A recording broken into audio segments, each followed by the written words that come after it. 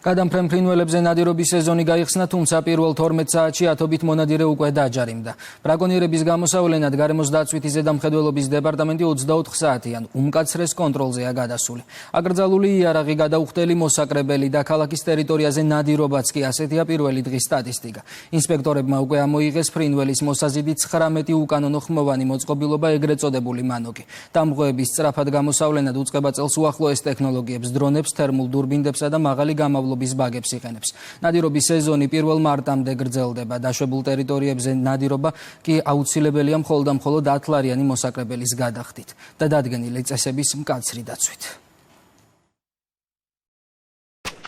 მონადირეების ნაწილისთვის სეზონი ტრადიციულად მწყერზე ნადირობით იწყება. კანონმდებლობით ერთ მონადირეზე დღიური ლიმიტი მკაცრად განსაზღვრულია, მაქსიმუმ 20 მწყერი.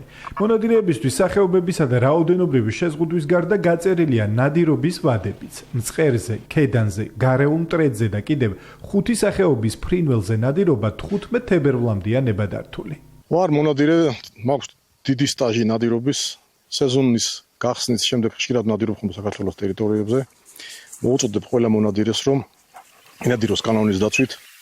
განსხვავებული ვადები და ტერიტორიული შეზღუდვები მოქმედებს წყალმცურავ ფრინველებზე. რუხბატზე, გარეულ იხვზე, ჭიკვარასა და კიდევ 8 სახეობის ფრინველზე ნადირობა ახალქალაქის, ნინოწმინდის, წალკისა და დმანისის მუნიციპალიტეტებში 10 სექტემბრიდან დაიწყება. შეზღუდვებისა და ნადირობის წესების შესახებ სრული ინფორმაცია გარემოს დაცვითი ზედამხედველობის დეპარტამენტის ოფიციალურ ვებგვერდზეა ხელმისაწვდომი.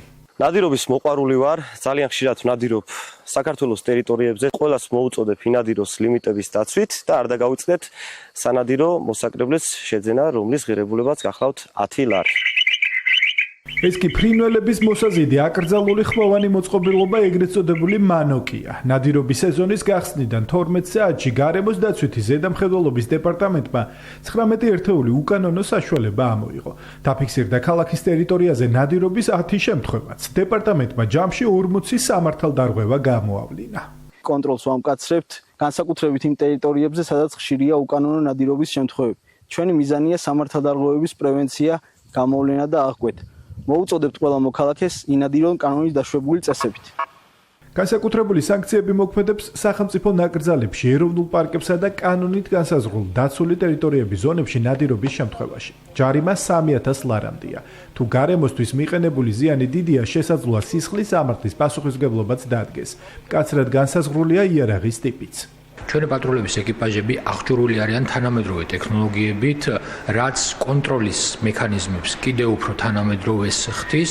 მაგალითისათვის ჩვენ ვიყენებთ უპილოტო საფრენ აპარატურას სხვადასხვა მიუვალ ადგილებში, ისეთ სატრანსპორტო საშუალებებს, რომელიც გვეხმარება აღნიშნული ფაქტების უფრო ეფექტიანად გამოვლენაში. ჩვენ ასევე გვაქვს ღამის ხედვის სხვადასხვა ტიპის სპეციალური საშუალებები, რაც მარტივს ხდის მათ შორის 24 საათიანი პატრულების დროს სხვადასხვა ტიპის სამართალდარღვევების გამოვლენას. გარემოს დაცვითი ზედამხედველობის დეპარტამენტის ინფორმაციით, ბოლო წლებში ბრაკონიერობის შემთხვევები შემცირებულია. დანაშაულის აღკვეთისა და გამოვლენის პროცესში მნიშვნელოვან როლს თანამედროვე ტექნოლოგიები ასრულებს.